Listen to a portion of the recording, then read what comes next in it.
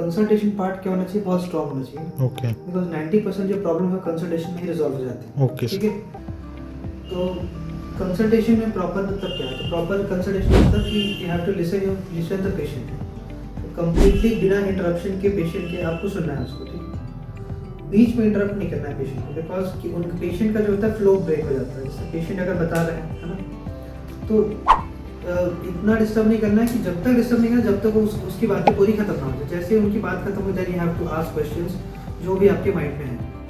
ठीक है, तो कंसल्टेशन प्रॉपर अच्छे से करना है। उसमें क्या क्या चीज़ों को ध्यान रखना है, सबसे पहले ध्यान रखना है कम्युनिकेशन। ठीक है, कम्युनिकेशन। Second is language.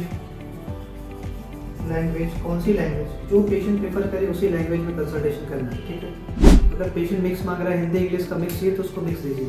अगर पेशेंट हिंदी में बात कर रहा है तो उसको हिंदी में ही बात करनी है। अगर इंग्लिश में पेशेंट बात कर रहा है तो still you have to try to just एक बेस लाइन बनाना है कि हिंदी भी हो और इंग्लिश भी हो। लेकिन अगर पेशेंट इंग्लिश से बात कर रहा है तो आपको उसी के अकॉर्डिंग उनसे रिएक्ट करना है। ठीक है, तो कम्युनिकेशन हो गया, लैंग्वेज हो गया।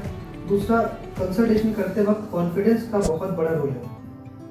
कॉन्फिडेंस का बहुत बड़ा रोल है। ठीक है, कितने कॉन्फिडेंट हो, है ना। तो कॉन्फिडेंस मतलब ये नहीं कि अब मुझे सब कुछ आता है। इट डजंट मीन कि ये सब कुछ आता है। इट मीन्स कि कॉन्फिडेंटली आप चीज़ों को सुनो बिना पैनिक किए, because everybody is not expert in this field. ये ऐसी नहीं है कि मतलब सबको सब कुछ पता है और वहाँ पे पैनिक नहीं आ रही है, तो कुछ नई चीज़ बता रही है। It is not like that. आपको जितना समझ में आता है उतना आप ग्रैब करिए उस टाइम। उसके बाद आपके जो सीनियर्स हैं उनसे रीइवैल्यूएट करिए, उनसे पूछिए। और उसके बाद because every day is learning, every day is learning and simultaneously every session is learning session। हर एक सेशन आपका लर्निंग सेशन है।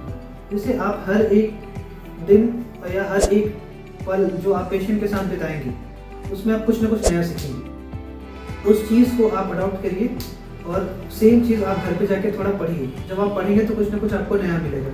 उस चीज़ को आगे इम्प्लीमेंट करिए नेक्स्ट डे और आपको रिजल्ट्स मिलेंगे। सेम चीज़ हर दिन कुछ ना कुछ नया मिलेगा। आप सोचेंगे कि पहले दिन ही सारी चीज़ें मिल जाए, इट इज़ नॉट पॉसिबल।